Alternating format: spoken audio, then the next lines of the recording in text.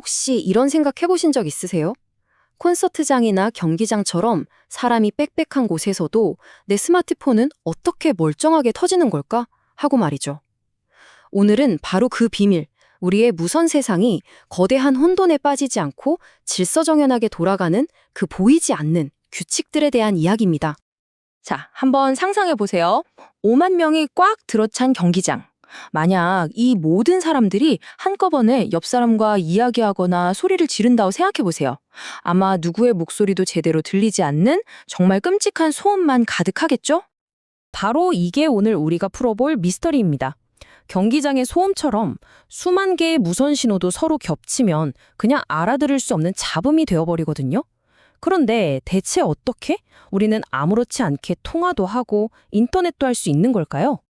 사실 그 해답은 통신공학자들이 딱 세 가지의 아주 기본적인 자원을 어떻게 관리하느냐에 달려 있습니다. 이 자원들은 무한하지 않기 때문에 정말 영리하게 써야만 하거든요. 첫 번째는 공간입니다. 신호가 날아다니는 물리적인 무대, 공기 그 자체라고 할 수 있죠. 이 공간을 어떻게 쓰느냐가 모든 전력의 시작점입니다. 두 번째는 너무나 당연하게도 시간입니다. 어떤 신호든 보내고 받는 데에는 반드시 시간이 걸리잖아요. 결국 통신이란 시간을 타고 흐르는 정보의 강과 같은 거죠. 그리고 마지막 세 번째가 정말 중요한데요. 바로 주파수입니다. 이건 뭐랄까, 각 신호가 달리는 전용 도로 같은 거예요. 라디오 채널마다 각자의 주파수가 있어서 다른 방송이랑 섞이지 않는 것과 똑같은 원리죠. 그러니까 정리를 해보면 이렇습니다. 이 복잡해 보이는 무선 통신의 교통 정리는 결국 이 세 가지, 공간, 시간, 주파수를 어떻게 잘 나눠 쓰느냐의 문제로 귀결되는 겁니다. 자, 그럼 가장 이해하기 쉬운 첫 번째 해결책부터 한번 볼까요? 바로 공간이라는 자원을 기가 막히게 활용하는 방법입니다. 모든 무선 신호에는 아주 기본적인 절대 변하지 않는 물리법칙이 하나 있어요. 바로 거리가 멀어지면 신호가 약해진다는 어찌 보면 당연한 사실이죠. 결국엔 너무 약해져서 주변의 잡음과 구분이 안 될 정도가 됩니다. 바로 이 단순한 원리를 천재적으로 활용한 게 우리가 쓰는 셀룰러 방식입니다. 넓은 지역을 벌집처럼 작은 구역, 즉 셀로 나누는 건데요. 핵심은 이거예요. 서로 아주 멀리 떨어진 셀끼리는 예를 들어 서울 강남과 강북에서는 같은 주파수를 동시에 써도 서로 신호가 닿지 않으니까 간섭이 일어나지 않는다는 거죠. 덕분에 한정된 주파수 자원을 말 그대로 복사해서 붙여넣기 하듯이 수없이 재활용하면서 어마어마한 통신 용량을 만들어낼 수 있게 된 겁니다. 좋습니다. 이제 큰 그림을 봤으니 좀 더 안으로 들어가 보죠. 그럼 이렇게 잘게 나뉜 하나의 작은 셀 안에서는 이 수많은 사람들이 어떻게 싸우지 않고 통신하는 걸까요? 이 문제를 푸는 방법도 시대가 흐르면서 계속 발전해 왔는데요. 1세대 아날로그 폰 시절부터 지금의 스마트폰까지 그 여정을 한번 쭉 따라가 보시죠. 가장 원시적인 방법부터 시작해 볼까요? 바로 FDMA, 주파수 분할 방식입니다. 1세대 때 썼죠. 말 그대로 커다란 주파수 대역이라는 케이크를 사람 수만큼 칼로 잘라서 한 조각씩 나눠주는 아주 직관적인 방식이었습니다. 이제 2세대로 넘어오면서 좀 더 똑똑한 방법이 나옵니다. TDMA, 시분할 방식인데요. 이번엔 주파수가 아니라 시간을 아주 잘게 쪼개서 쓰는 거예요. 여러 명이 같은 주파수를 쓰긴 하는데, 자, 지금부터 0.001초는 내 차례, 그 다음 0.001초는 내 차례, 이런 식으로 눈 깜짝할 사이에 순서를 바꿔가며 말하는 거죠. 그런데 여기서 정말 통신의 패러다임을 바꾸는 기발한 아이디어가 등장합니다.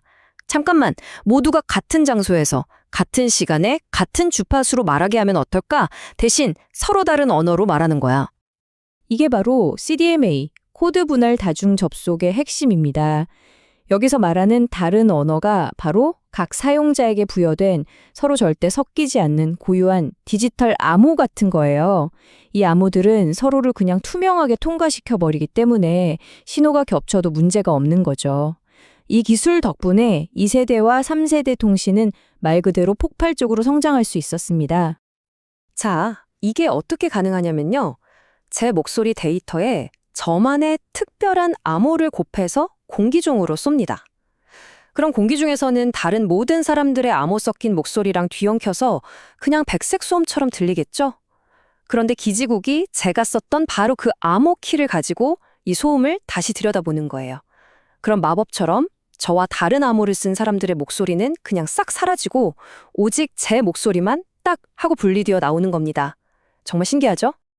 자, 지금까지는 주어진 자원을 어떻게든 잘 나누어 쓰는 방법에 대한 이야기였어요.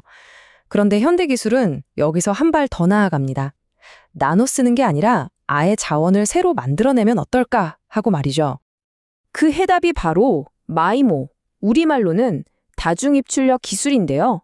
아주 쉽게 말하면 기지국이랑 우리 스마트폰에 안테나를 여러 개 다는 겁니다. 핵심은 여러 안테나에서 쏜 신호가 건물 같은 데 부딪히면서 아주 미세하게 다른 경로로 내 폰에 도착하거든요. 이걸 스마트폰이 똑똑하게 계상해서 아, 이건 1번 안테나에서 온 신호, 저건 2번 안테나에서 온 신호구나 하고 구분해내는 거예요. 결국 같은 주파수 위에 눈에 보이지 않는 데이터 고속도로를 여러 개 더 까는 효과를 내는 거죠. 우리가 4G, 5G로 고화질 영상을 끊김없이 보는 비밀이 바로 여기 숨어 있습니다. 그러니까 이 둘의 차이가 확 느껴지시죠? 예전 기술들이 하나의 파일을 어떻게든 잘게 나눠 먹는 방식이었다면 미모는 아예 파일 개수 자체를 곱하기 해버리는 차원이 다른 접근법인 셈입니다. 자, 이제 퍼즐 조각이 다 모였습니다. 우리가 지금 당연하게 누리는 이 끊김없는 연결이라는 건 사실 이 모든 기술들이 함께 연주하는 하나의 거대한 오케스트라와 같아요. 다시 한번 정리해 볼까요? 첫째, 공간을 셀로 쪼개서 주파수를 재활용하고요. 둘째, 그 셀 안에서는 주파수나 시간, 코드를 나눠 쓰면서 질서를 잡습니다. 그리고 마지막으로 안테나, 즉 미모 기술로 데이터가 다닐 수 있는 길 자체를 여러 개로 늘리는 거죠. 이 모든 게 합쳐져서 지금의 무선 세상을 만든 겁니다. 지금까지 우리는 수십억 명의 사람을 연결하는 문제를 정말 기가 막히게 풀어냈습니다. 하지만 이제 곧 다가올 미래는요. 모든 사물이 인터넷에 연결되는 사물 인터넷 시대. 수십억이 아니라 수조 개의 기기들이 한꺼번에 통신을 원할 때 과연 지금의 방법들만으로 충분할까요? 어쩌면 우리는 또 한 번의 거대한 기술적 도약을 준비해야 할지도 모릅니다. 다음 세대의 과제는 이미 시작된 셈이죠.